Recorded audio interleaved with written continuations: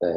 이번 시간에는 우리 지난 시간까지 공부했던 거에 연장을 해가지고 수요 공급 모형을 공부를 했었고, 거기에 탄력성에 대해서 또 우리 공부를 했었죠. 그러니까 수식이 되게 많았는데, 뭐 간단하게 다들 이해를 하셨는지는 잘 모르겠어요. 그러니까 그 탄력성 공식이랑 탄력성을 어떻게 구하는지 그런 것들. 그 기본은 사실 탄력성의 기본은 퍼센티지 체인지, 그러니까 백분율 변화를 비율로 수요나 공급이 가격이나 소득이나 뭐 다른 상품의 변화에 따라서 얼마나 민감하게 반응하는지를 체크하는 거였습니다. 다시 한번 말씀드리지만 그 수요 곡선의 기울기나 공급 곡선의 기울기 하면은 우리가 측정하는 단위에 따라서 달라지는 현상을 보이지만 탄력성을 이용하면 단위하고는 상관없이 항상 퍼센티지로 계산되는 거니까 단위가 바뀌더라도 변하지 않는 것들이 있었고, 그 다음에 이제 그 공식을 통해서 계산해 보면 연습 조금 해봤습니다. 그죠? 어, 거기에 이어가지고, 음, 오늘은 이제 정부 정책, 그 수요 공급 모형을 이용해가지고 정부 정책 거기에 따라서 어떻게 할 수 있는지에 대한 내용이 되겠습니다. 그래서 이제 처음으로 해볼 거, 원래 제목은 수요와 공급과 정부 정책인데, 수요 공급 뭐 시장 모형에 대해서 지금 우리 계속 공부하고 있으니까 정부 정책이라고 하겠습니다. 정부 정책. 정부 정책에 대한 내용입니다. 정부 정책 중에 경제학에서 주로 이야기하고 있는 정부 정책들은 어, 여러 가지가 있을 수 있어요. 첫 번째로 정부라는 것은 원래 그러니까 민간 부분, 공공 부분 이렇게 얘기하기도 하는데 공공 부분이라는 것 자체가 사실은 사적 부분하고는 달리 이윤을 창출하려는 목적으로 성립된 것은 아닙니다. 그러니까 경제적인 차원에서 정부에 대한 해석이라고 할 수 있겠죠. 그 정부의 역할 이런 거는 여러 가지가 있을 수가 있는데 거기에서 이제 시장 또는 경제에 대한 정책들에 대해서 우리 고민을 하고 있고요. 그러면 대표적으로는 정부가 존재하고 있는 것, 그 종속될 수 있는 것은 바로 정부는 자기가 이윤을 창출하는 이윤 집단이 아니다 보니까 나름 돈이 필요하겠죠. 뭐 무슨 일을 하든지 간에 어떤 비용이 발생을 합니다. 그 비용을 충당하기 위해서 정부가 어떤 어, 비용을 발생시키는데 거기에 대한 충당을 하기 위해서는 돈을 모아야 된다. 그래서 이제 조세가 있겠죠. 기본적으로는 조세를 통해서 정부가 운영이 됩니다. 그래서 조세를 모아가지고 정부가 돈을 모아서 그걸 가지고 여러 가지 발생할 수 있는 비용을 만든다. 그래서 정부가 존재하기 위해서는 어, 조세라는 것, 조세라는 것 자체가 꼭 필요하다 이렇게 볼 수 있는데요. 그러니까 조세 자체도 사실은 네, 정부 정책 중에 하나가 되겠죠. 경제 정책 중에 조세를 결정합니다. 조세가 또 다른 어떤 경제적으로 시장에는 또 어떤 역할을 하느냐? 가격을 변동시키죠. 목적은 뭐 여러 가지가 있을 수 있습니다만, 그러니까 소비자는 자기 행복을 극대화하려는 목적이 있고요. 생산자는 이윤을 창출하는 거죠. 그럼 돈 버는 데 있는 겁니다. 개인은 사실 우리 인생을 살아가는 이유를 뭐 여러 가지 둘 수 있겠지만, 경제학에서 얘기하는 게 행복 추구 또는 효용 극대화의 목표가 있는 거고, 기업은 이윤 극대화의 목표가 있습니다. 그럼 정부는 뭐냐? 정부는 국가나 뭐 그런 공공의 어떤 이익 또는 공공의 행복을 극대화하는 데 있다라고 정의를 하고 출발을 합니다.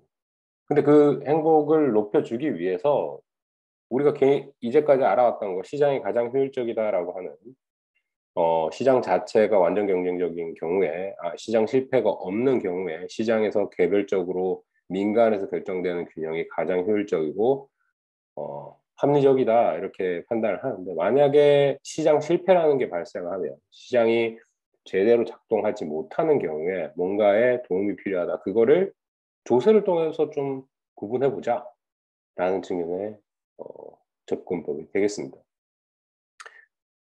자원 배분이 원활하게 이루어지지 않는, 효율적으로 이루어지지 않는 시장 실패가 하는 경우 그것을 조정하기 위해서 조세라는 정부 정책을 사용할 수 있다. 기본적으로 조세라는 거는 정부가 이익 집단이 아니기 때문에, 수익을 발생시키는 집단이 아니기 때문에 그 정부를 운영하는 데 있어서 돈이 필요하니까 조세를 거두게 됩니다. 그런 역할도 하고, 조세가 교정적인 그런 시장 실패가 발생했을 때 시장의 역효과, 시장에서 발생할 수 있는 비효율을 개선하는 목적으로도 사용될 수 있다. 그렇죠. 그래서 이제 그런 의미의 조세가 정부 정책, 정부의 경제 정책 중에 하나가 되겠어요. 뭐 그 조세 정책에 대해서, 조세의 역할에 대해서는 우리 앞으로도 계속 공부하게 될 건데, 그런 역할들에 대해서 한번 생각을 해보시고, 다른 것들은 이런 것들이 있습니다. 경제에서 기본적으로 얘기하는 시장주의라고 하면, 시장이 가장 효율적이기 때문에 제발 시장 말고 다른 데에 대해서 신경 쓰지 말고, 제발 시장이 제대로 돌아갈 수 있는 쪽으로 정부는 아무 역할을 하지 않아야 된다. 그러니까 그 정부의 역할이 작아야 된다. 그죠? 작은 정부를 지향하는 경우가 많습니다. 우리는 시장의 효율성을 믿고 시장이 나아가는 방향대로 도와줄 뿐이지 뭔가 역할을 하지 않겠다라고 생각을 하긴 하지만, 그런 철학의 바탕을 두더라고요. 그래도 기본적으로 조세라는 거는 정부를 운영하기 위해서 필요하고, 그다음에 이제 그런 시장 실패가 있다던가 여러 가지 현상이 발생될 수 있으니까, 그럴 때 공공의 목적, 그러니까 공공의 행복을 위해서, 효율적인 어떤 자원 배분을 위해서 조세를 쓰는 경우도 있다. 이렇게 알아주시면 좋겠어요.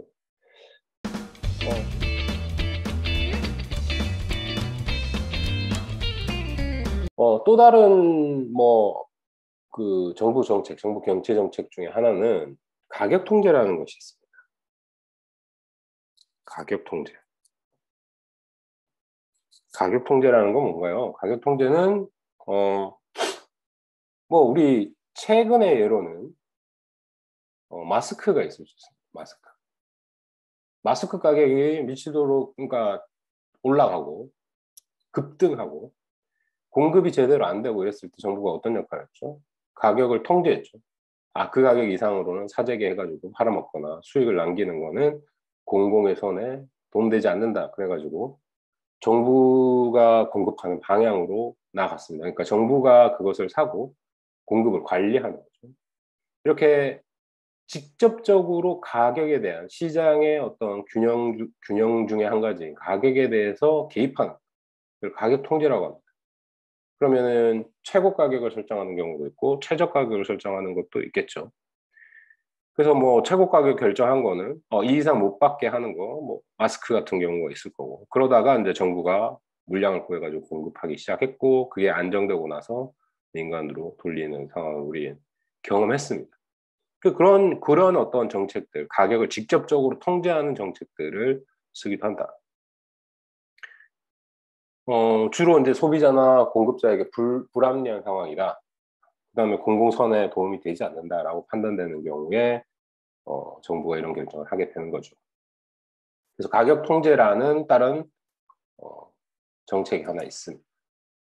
그럼 뭐 가격 통제 중에는 가격 상한을 결정하는 거, 그렇죠? 이것 이상은 못 받는다. 그 다음에 가격 하한을 결정하는 거. 이 두 가지 정책이 있을 수가 있겠네요. 그러면 가격 상한제가 있는 경우에는 우리 그래프로 그려보면 어떤 모양을 가지는지 한번 살펴볼게요. 자, 우리 수요 공급 곡선 무수히 많이 그릴 겁니다. 앞으로도 계속 그릴 거예요. 이게 Q고 P입니다. 이렇게 디맨드 곡선이 있을 거고, 여기 서플라이 곡선, 공급 곡선이 있겠죠. 그러면 균형 가격은 여기서 결정됩니다. 그렇죠? P스타가 여기서 결정되고 Q스타는 여기서 결정되겠죠. 그럼 시장 균형 가격, 시장 균형 거래량이 되겠죠. 그렇게 결정이 되는데, 가격 상한제를 결정합니다. 가격 상한제를. 요거 이상은 못 받아? 아니면 요거 이상을 못 받아? 이렇게 가격 상한을 결정할 수 있는데, 요 가격 상한을 이렇게 결정했을 때 어떤 결과가 나타날 건지. 한번 고민을 해보겠습니다. P1이 있을 거고 P2가 있을 거고 그 실효성이 있는 실효성 고민을 한번 해볼게요. 실효성을 P1이 실효성이 있는지 P2가 실효성이 있는지를 고민하는 겁니다.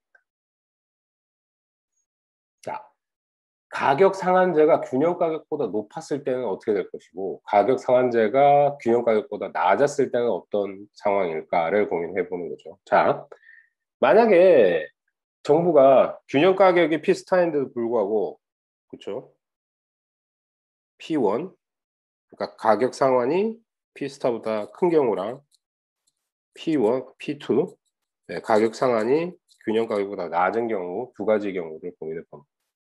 자, 이 경우는 어떻게 될지 한번 생각해 보겠습니다. 왜 실효성이라고 얘기하고 고민하고 있는지 말씀을 드릴게요. 자, 가격이 균형 가격에서 결정이 돼요. 근데 정부가 그러니까 만약에 사과 가격이 100원이야.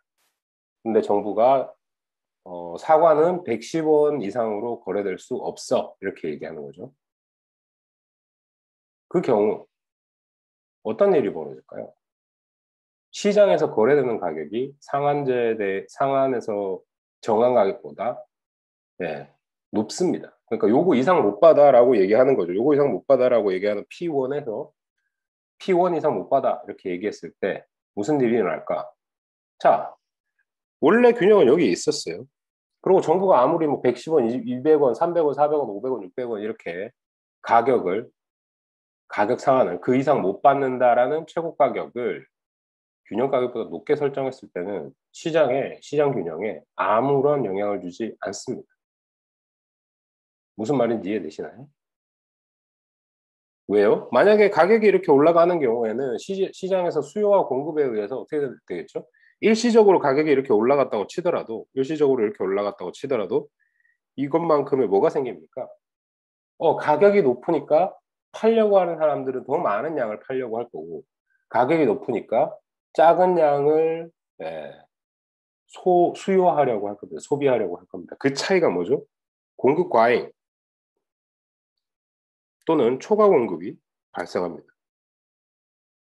초과 공급이 발생하는 경우 논리적으로는 이렇죠. 생산을 더 많이 했어요. 생산자. 팔지를 못했어. 남겠죠. 시장에 물건이 남아돕니다. 근데 팔 데가 없으니까 생산자들은 어떻게 할까요? 재고를 쌓아야 돼요. 재고를 쌓아두는 것 자체도 비용이 발생하죠. 그러면 개별적인 기업 입장에서는 어떤 생각을 하게 될 거냐?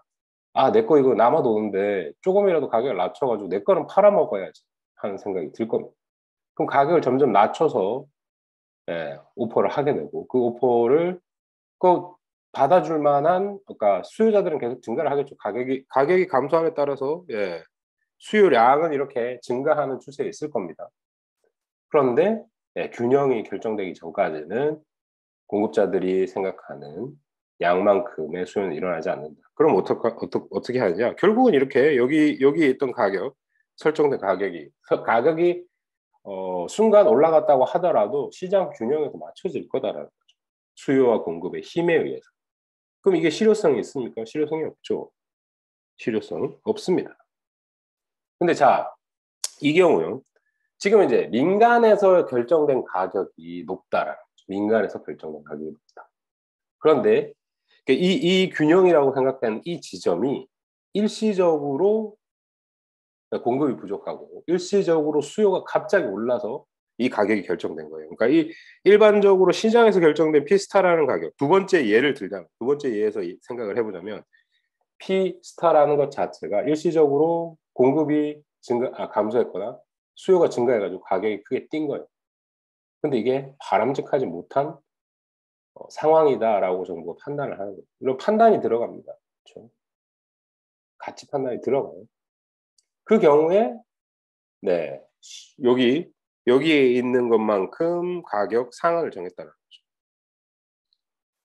자, 마스크가 한 장에 5,000원하고 6,000원하고 이렇게 올라갔다 이거죠. 한 장에 5,000원 하는 가격에도 분명히 거래량은 있습니다. 근데 이게 일시적이고 사실 얼마도 안, 그러니까 비용, 생산 비용은 얼마 들지 않지만 가격이 일시적인 어떤 현상에 의해 올라갔다. 너무 높다. 그러고 마스크라는 거 꼭 필요하다. 필요하기 때문에 예, 비탄력적이죠. 수요가. 꼭 필요한 거 비탄력적. 가격이 아무리 올라가도 꼭 필요하니까 사람들이 사게 된단 말이죠. 그 경우 정부는 공공의 선호를 위해서 가격 상한제를 시장에서 균형 거래되고 있는 가격보다 낮은 쪽에 설치함으로써 실효성이 발생하게 됩니다. 이 경우 어떤 문제가 생기죠? 자, 수요량, 이 가격에서 수요량과 공급량의 차이가 발생하는데 이거 뭐죠? 초과 수요죠, 초과 수요. 초과 수요가 발생. 뭐 다른 얘기를 하자면 물량이 부족한 거 발생을 하겠죠. 네, 초과 수요로 품귀 현상이 발생된다는 거죠. 홍서진 학생 잘 이야기했습니다. 네. 물론 이런 현상이 발생하긴 하지만 이 가격 상한제가 의미가 있다, 실효성은 있다라는 거죠.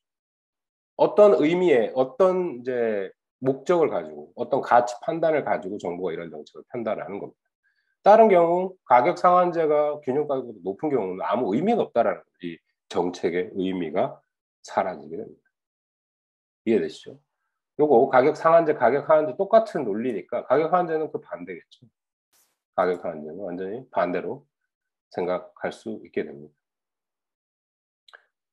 뭐 가격 상한제 같은 경우에는 네, 요런 이제 초과 수요가 발생해 가지고 품귀 현상이 우리가 품귀 현상을 목격하게 되니까 그때 어땠죠? 공급할 수 있는 기업들을 섭외를 하고 거기에 대해서 뭐 그 선매, 그러니까 일단 내가 먼저 살게 이런 식으로 정부가 세금을 거두어 놓은 세금을 통해 가지고 그 물건을 산 다음에 공급을 하게 된 그런 경우를 기억하시고 이해하시면 되겠습니다. 그래서 뭐 그 부분에 대해서는 네, 가격 상한제 뭐 이해하는 데는 별로 어려움이 없을 거라고 생각되고요. 또 가격 상한 같은 경우에는 다른 예 같은 경우는 그런 것들이 있어요. 미국이나 아니 물론 뭐 한국도 마찬가지지만 주택이 부족할 한데 주택이 부족해 가지고 서민들 소득 수준이 낮은 사람들의 경우 예 주거비 부담이 아주 커지게 됩니다. 그런 경우에 어떡하죠? 정부가 일부를 지급 뭐 그 뭐냐 소득을 일부 보정해 준다거나 아니면은 어떤 지역에 국민주택 뭐 이런 것들 정부가 정책적으로 만들어진 집들을 싼 가격에 공급을 해 주게 되는 거죠. 그래서 인제 뭐 그런 예들 그러니까 미국 같은 경우에도 그 저소득층 같은 경우에는 아주 싼 아파트를 아주 싼 가격에 그 월세를 내고 사는 경우가 많이 있습니다. 그런데 어떤 현상이 있느냐 그런 경우에는 신청자가 너무 많아 가지고 1 년, 2 년을 기다려도 집을 공급받지 못하는 경우가 있다. 그게 왜요? 예 초과 수요가 발생해서 여기 우리 금방 봤던 것처럼 초과 수요가 발생하니까 요런 한계들은 항상 있다. 현실에서 발생하고 있다. 그 정도까지 이해를 하시면 되겠고요. 자 가격 하한제 그쵸. 요게 가격 상한제였죠. 가격 상한의 경우였습니다. 그럼 요 옆에다가 그냥 가격 하한 하나 더 그려 볼까요? 가격 하한의 경우 실효성은 어디에 있느냐? 가격 하한의 경우에는 실효성이 위쪽에 있겠죠, 위쪽에. 요것 이하로는 못 받아. 그렇게 얘기하는 네 실효성 있는 가격 하한이 되겠습니다. 그 논리는 우리가 금방 살펴봤던 것하고 똑같고요. 그럼 이거는 뭐죠? 이건 어떤 쪽을 도와주는 겁니까? 어떤 쪽을 도와주는 거죠? 가격 상한은 뭐였다? 소비자를 도와주는 거죠. 소비자에 대해서 지원을 해 주는 정책입니다. 가격 하한을 결정해 주는 것. 네 요거 이하로는 못 받아라고 얘기하는 거죠. 그거 하는 거는 누구에게 더 영향을 준다? 네 자체적으로는 자 가격 하한의 경우에는 공급자에게 예 편의를 주는 겁니다. 자, 그러면 이 경우 가격 하한의 경우 어떤 예가 있을까요? 예를 한번 고민해 보시죠. 가격 하한. 최저임금제가 네, 가격 하한이 되겠습니다. 최저임금제. 최저임금제. 최저임금제가 누구를 도와주는 거죠?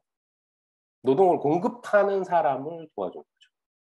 최저임금제가 공급하는 사람. 자, 노동시장은 우리가 생각하는 거, 그러니까 일반적인 상품 시장은 이해하기가 좀 편해요. 맨날 우리 시장에 가서 뭐 사니까. 시장에 꼭 안 가더라도 어디서 이런 것 저런 거를 구매하고 사는 쪽에 목적이 맞춰져 있으니까 아주 편하게 우리 이해할 수 있습니다. 이 그림을 그렸을 때 이게 사과 시장이야, 배 시장이야, 컴퓨터 시장이야 이렇게 생각하면 난 수요자, 수요자 측면에서 분석하는 경향이 많죠. 그런데 노동시장을 생각해 보면 노동은 어떻습니까? 우리가 가가지고 내의 소중한 시간을 팔아가지고 임금으로 바꾸는 거죠. 그럼 나는 뭘 하는 사람? 노동을 공급하는 사람. 노동자입니다. 노동자. 그죠? 기본적으로는 그렇게 좀 내가 이제까지 생각해왔던 시장을 생각해왔던 상품 시장의 수요 공급에 생각했던 것과는 반대다. 왜? 내가 공급하는 사람이니까. 최저임금제가 뭐 어떤 측면에 있어서 중요하냐? 그 노동자, 예, 소득 수준이 낮은 노동자, 임금 수준이 낮은 노동자를 보정해 주는 거죠. 야, 하루에 2만 원 가지고 어떻게 살아? 기본적으로 1시간당 뭐 얼마 이상은 기본적으로 좀 보상해 줘라. 열심히 일했는데 한 달 생활비가 안 나와. 서울에서 집을 못 구해. 월세도 못 살아. 뭐 이런 현상이 있을 때 정부가 그런 분들을 도와주겠다. 어떻게 해요? 최저임금제를 통해서. 최저임금제의 가장 큰 문제는 무엇이겠습니까? 시장에서 발생할 수 있는 가장 큰 문제는 뭘까요? 한번 답을 해보시기 바랍니다. 물가가 상승한다. 물가 상승하는 역할도 하겠죠. 왜? 균형 가격보다 높은 가격을 주고 임금이 상승되면 비용이 상승할 거고, 네, 그런 측면의 얘기가 있겠죠. 그거는 가격에 관계된 이야기가 될 것이고, 다른 측면으로 고용량에 영향을 미치진 않나요? 수량 쪽으로 초점을 맞춰가지고 어떤 문제가 있는지 한번 고민해 볼까요? 수량적으로. 물가 상승, 인건비 상승. 자, 물가 상승은 기본적으로 그렇죠. 임금도 사실은 가격입니다. 그렇죠? 네, 실업의 문제가 발생할 수 있습니다. 가격으로는 고용 저하, 실업, 네, 공급자 노동을 공급하고 그 가격에 최저 임금에 대비해 가지고 일을 하고 싶은 사람들은 이렇게 많아. 그렇죠? 이렇게 많아. S1이라고 할게요. 요 S2고 D1이죠. D1. 네. 요게 P 최저임금제니까. 네. 이걸 1이라고 하고. 여기 원래는 P 스타 균형 가격 Q 스타가 이렇게 정해져 있었을 겁니다. 근데 정부가 그럼 이게 뭐죠? 초과 공급이 발생했죠. 초과 공급. 그 가격에 일하고 싶은 사람, 내 노동을 공급해 주고 싶은 사람 S1으로 크고, 그런데 기업 입장에서는 그 가격에 고용하고 싶은 사람, 쓰고 싶은 노동의 양 D2가 되겠죠. 요 크기만큼 초과 공급이 발생한다. 다르게 얘기하면 일을 하고 싶어도 직장을 못 찾는 사람들이 발생할 수 있다는 겁니다.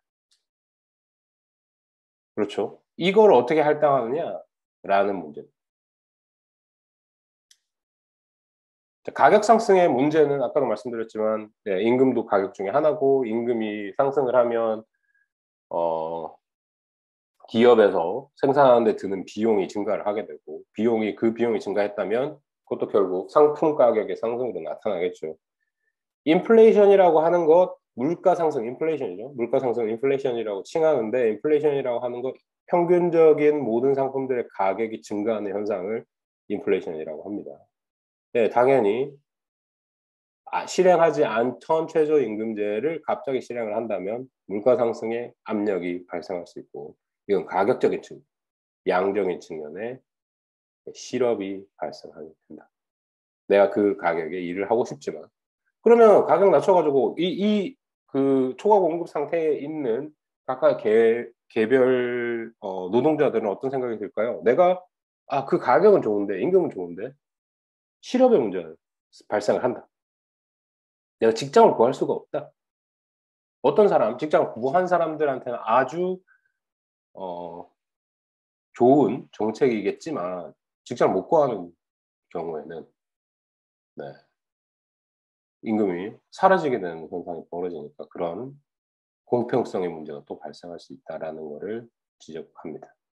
지적할 수 있겠습니다. 이해되시죠? 그러니까 요렇게 가격을 직접적으로 통제하는 정책들이 있다라는 거죠. 그런데 기본적으로 직접적으로 통제하는 것 자체는 시장에 큰 영향을 주고 여기에 어떤 가치 판단이 들어가게 되고 가치 판단이 들어간다는 건 뭐죠? 정부의 정책들이 사실은 정부의 정책들이 시간이 오래 걸려요. 왜요? 의사결정을 하는데 시간이 오래 걸리죠. 정치적 의사결정 과정을 거쳐야 되기 때문에 네. 경작자가 판단해 가지고 '아 지금 이 상황에서는 수요와 공급의 모양을 봤을 때 최저임금제를 실행하는 것이 맞다.'라고 얘기할 수 있습니다. 근데 경작자들 간에서도 정치적으로 그 성향이 다른 사람들이 많이 있기 때문에 어떤 사람들은 아주 보수적인 그런 경제 정책에 대한 생각을 가지고 있고 어떤 사람은 아주 진보적인 생각을 가지고 있을 수 있기 때문에 그 과정, 그 가치 판단에 대한 과정, 그리고 공동체에서 의사결정, 정치적인 의사결정 어떻게 해 가느냐에 따라서 여러 가지 난항들 이게 100% 맞다고 생각을 할지라도 국민들이 싫어하면 어쩔 수가 없죠. 그런 경우가 발생을 한다라는 거죠. 가치 판단이 들어간다. 그다음에 정치적으로 의사결정을 하는데 시간이 오래 걸린다라는 여러 가지 문제점들이 있습니다. 지금까지 우리 가격 통제, 직접적인 가격 통제에 대해서 한번 살펴봤고요.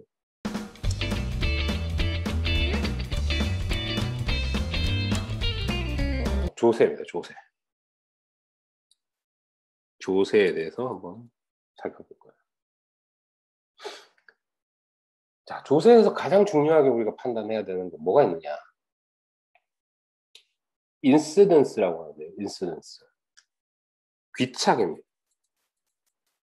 귀착에 문제가 있는데 인시던스라고 해요. 인시던스. 자, 이렇게 한번 생각을 해 볼게요. 정부가 공급자에게 "너 각각 한 단위의 물건을 팔 때마다 100 원씩 내야 100 원의 세금을 걷겠어." 이렇게 얘기를 했어요. 그러면 그런 세금의 부과가 공급자에게만 영향을 줄까요? 그 부담이 조세 부담, 100 원이라는 조세 부담, 단위당 100 원이라는 조세 부담이 공급자에게 부과를 했다면 정부가 생산을 했을 때 하나 생산할 때마다 100 원씩 내. 이렇게 얘기를 했다면 그 부담이 공급자에게만 주어질까? 고민을 해 보고 답을 한번 해 보시기 바랍니다. 가격은 당연히 상승하죠. 가격은 당연히 상승하죠. 지금 이제 단위당 그런데 인제 우리 공급이 있으면 수요가 있잖아요.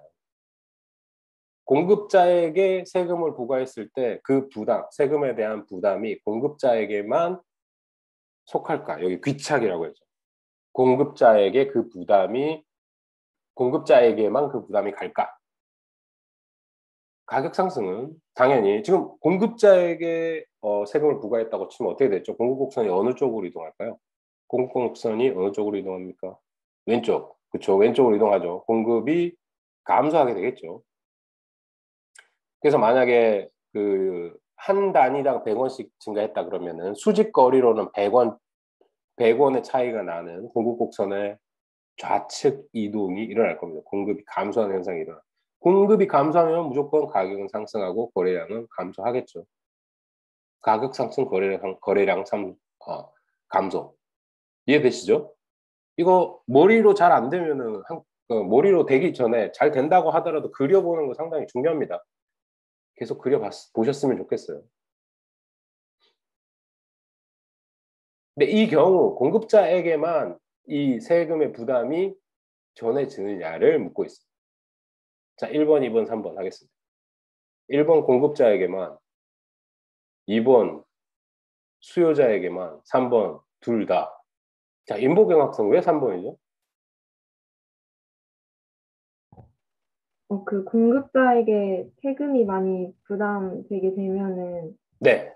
그 수요자도 그만큼 가격이 상승하기 때문에 지출해야 되는 비용이 많다고 생각해서. 네네, 알겠습니다.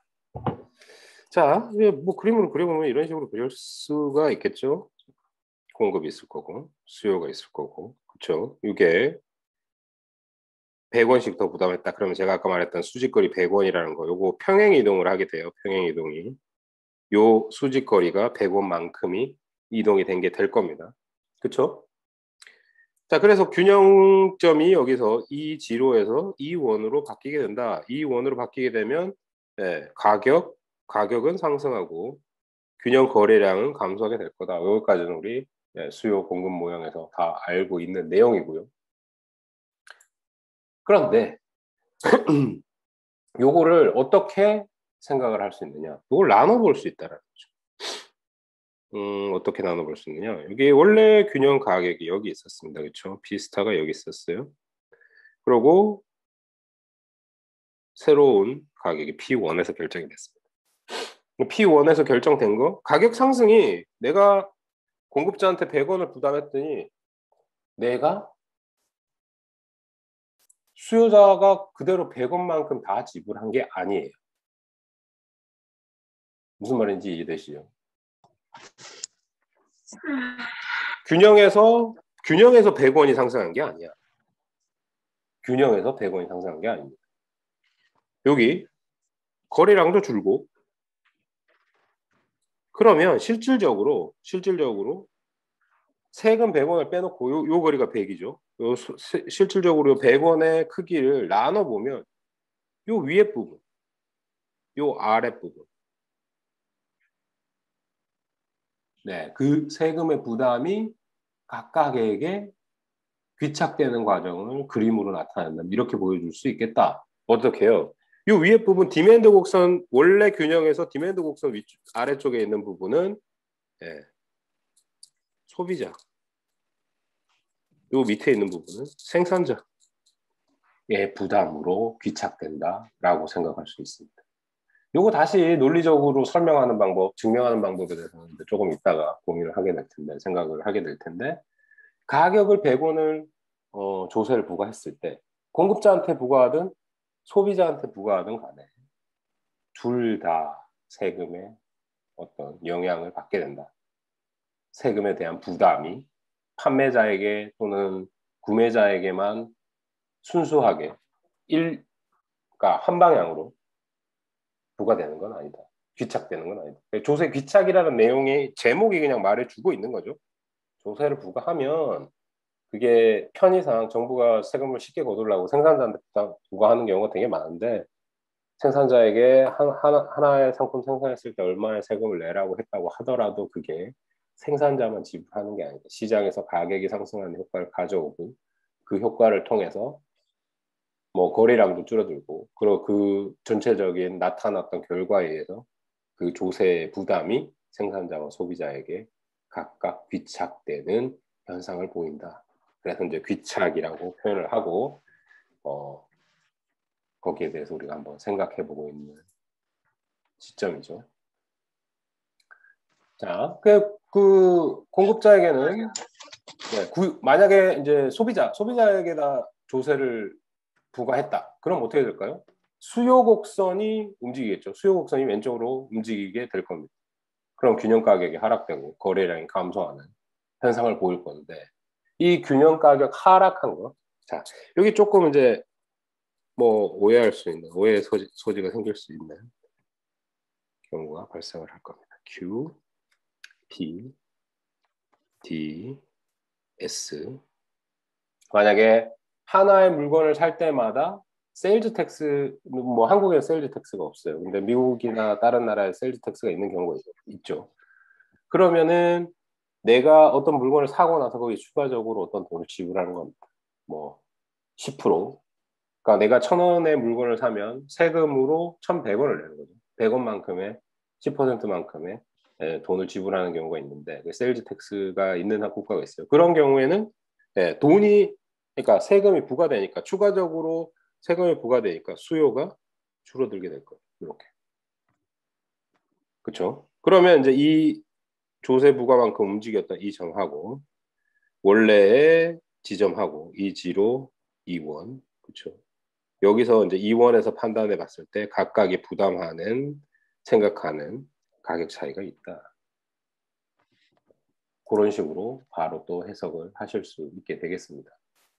그러니까 요게 이제 처음에 판매세, 그 세일즈 텍스, 판매세에 대한 내용하고 그냥 일반적인 판매자에 대한 과세들하고 사실은 어느 쪽에 세금을 부과하든지 간에 조세는 양쪽으로 다 부담이 전가되게 돼 있다. 그거를 조세 귀착이라고 한다. 그렇게 이해하시면 되겠어요.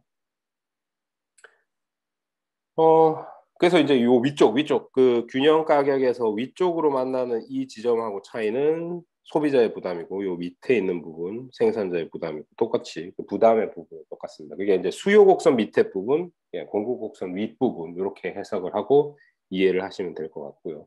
그래서 이제 중요한 거는 조세를 어떻게 부과하든지 간에 한쪽으로 생산자한테 부과하든 소비자한테 부과하든 조세를 부과하면 그 조세의 부담이라는 거는 둘 다 지게 된다. 다들 잘 이해하시고 답을 잘 말씀해 주셨어요. 그렇게 이해하시면 됩니다. 자, 근데 한 가지 더 생각해 볼 게 있죠. 한 가지. 우리 지난 시간에 배운 거 있죠. 탄력성. 탄력성. 탄력성과 함께 이거 고민해 보도록 하겠습니다. 탄력성. 자, 예를 들어가지고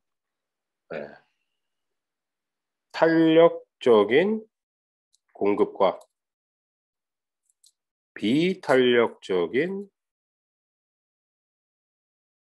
수요인 경우 조세의 부담은 누가 더 클까?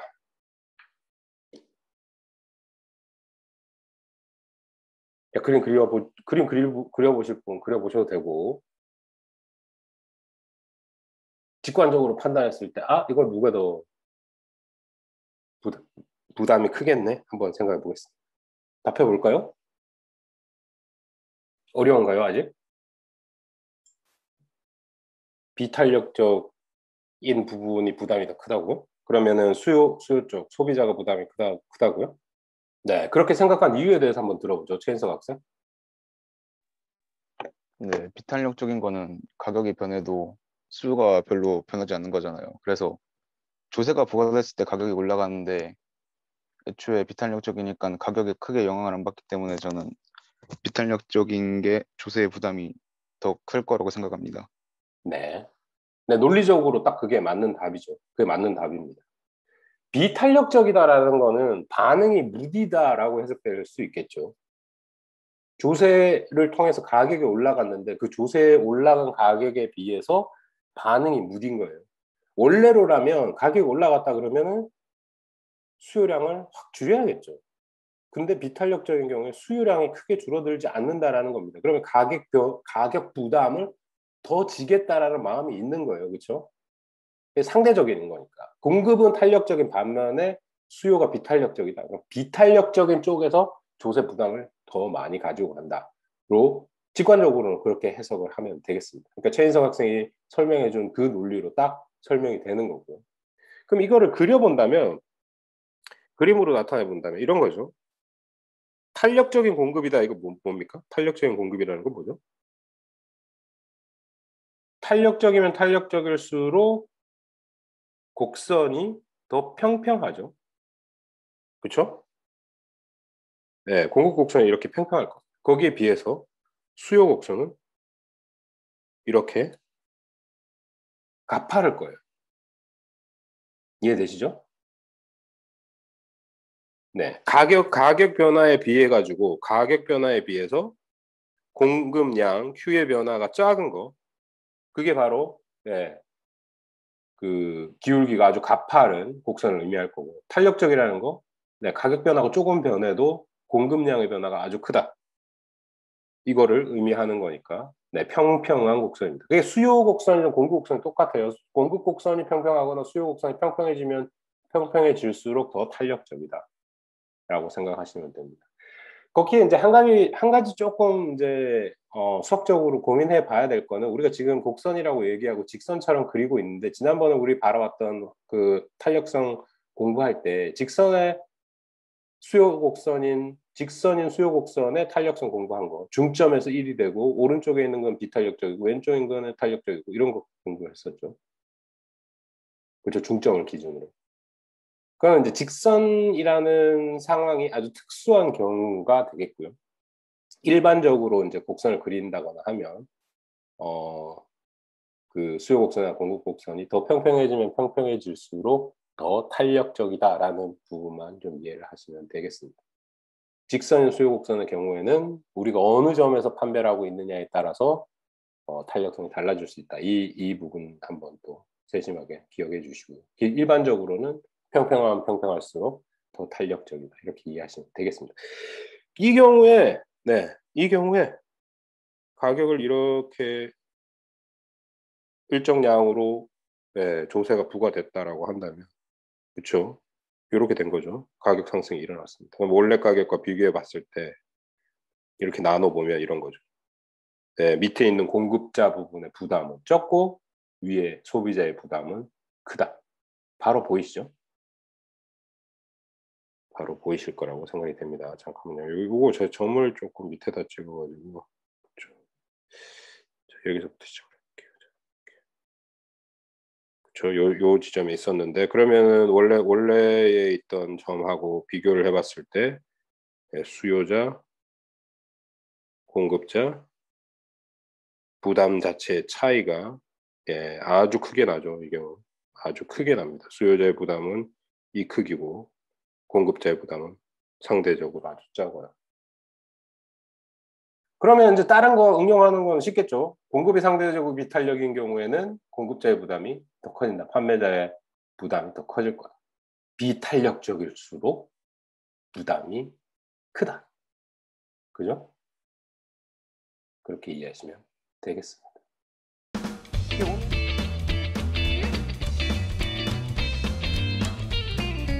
오늘 이제 일반적으로 우리가 이해해야 될 거, 기본적으로 이해해야 될 이 장에서 이해해야 될 부분은 다 커버를 했는데요.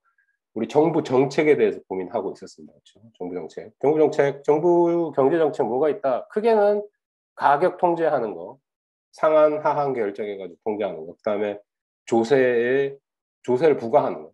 조세를 부과하면 이제 공급자에게 부담하는 공급 곡선이 이동을 하게 되고 거기에 대해서 가격이 변하게 될 건데, 거기에 부담은 공통적으로 수요와 공급자 모두에게 전가된다. 그렇죠? 공급자에게 세금이 부과됐음에도 불구하고 그 부담의 일부는 수요자에게 전가된다. 마지막으로 우리가 공부했던 거는 지난 시간에 우리 공부했던 탄력성의 개념을 이용해가지고 어느 것이 상대적으로 비탄력적일 때 부담이 어느 쪽이 훨씬 더 크냐에 대한 고민을 해봤습니다.